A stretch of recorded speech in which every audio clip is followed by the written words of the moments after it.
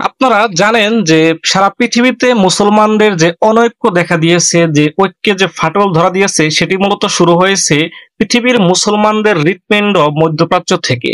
এবং সেই মধ্যপ্রাচ্যের মধ্যে সব থেকে যে গুরুত্বপূর্ণ দুটি দেশ ইসলামিক ওয়েতে, ইসলামিক দেশগুলোতে ভূমিকা রাখতে পারে, সেই দুটি দেশ হলো সৌদি এবং ইরান।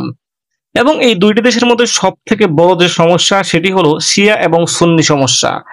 এই শিয়া এবং সুন্নি সমস্যার কারণে তাদের মধ্যে অনেকদিন যাবৎ কূটনৈতিক কোনো সম্পর্ক নেই, এবং তাদের মধ্যে সমস্যা বিদ্যমান নেই এবং তাদের মধ্যে সমস্যা বিদ্যমান কিন্তু এবার সেই সম্পর্কের ফাটল জোড়া লাগতে শুরু করেছে। কিন্তু সেটি কিভাবে? সৌদির একটি এয়ারলাইন প্রায় 1 দশক পর ইরানি হজযাত্রীদের জন্য ফ্লাইট চালু করেছে। তার মানে বুঝতেই পারছেন, 1 দশক ধরে সৌদিতে ইরানি কোনো হজযাত্রী হজ করতে যেতে পারতো না, যা দুই দেশের মধ্যকার উষ্ণ সম্পর্কের সবশেষ ইঙ্গিত মনে করা হচ্ছে। নাম প্রকাশ না করার শর্তে সৌদির বেসামরিক বিমান চলাচল কর্তৃপক্ষের এক কর্মকর্তা বলেন, ফ্লাইনাস তেহরানের ইমাম খোমেনি বিমানবন্দর থেকে ইরানি হজযাত্রীদের জন্য ফ্লাইট চালু করেছে।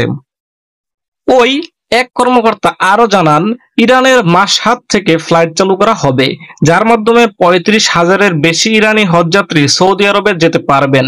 ফ্লাইনাস একটি বাজেট এয়ারলাইন্স যা সৌদি আরব থেকে অভ্যন্তরীণ ও আন্তর্জাতিক রুটে পরিচালিত হয়। কর্মকর্তা জোর দিয়ে বলেন, এই ফ্লাইটগুলো বাণিজ্যিক নয়, শুধু হজযাত্রীদের পরিবহনের জন্য। চলতি বছর হজ জুন মাসের প্রথম সপ্তাহে শুরু হওয়ার কথা, এবং বিশ্বের নানা প্রান্ত থেকে হজযাত্রীরা এরই মধ্যে সৌদি আরবে আসা শুরু করেছেন।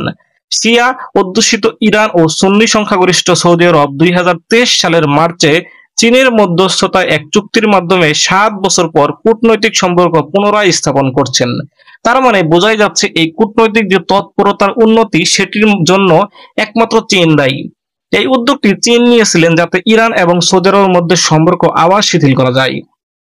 2016 সালে সৌদি আরবের শিয়া ধর্মীয় নেতা নিমর আল নিমর এর মৃত্যুদণ্ড কার্যকর করার পর ইরানে সৌদি দূতাবাসে হামলা হয়। এরপর সৌদি আরব ইরানের সাথে সম্পর্ক ছিন্ন করে। সে বছর অর্থাৎ 2016 সালে কোনো ইরানি হজযাত্রী সৌদি আরবে যেতে পারেননি, কারণ দুই দেশ হজ প্রটোকলে ঐক্যমতে পৌঁছাতে পারেনি। পরবর্তী সময়ে ইরান থেকে হজে অংশগ্রহণের অনুমতি মিললেও তারা শুধু ইরানি চার্টার্ড ফ্লাইট করে সৌদি আরবে যেতে পারতেন।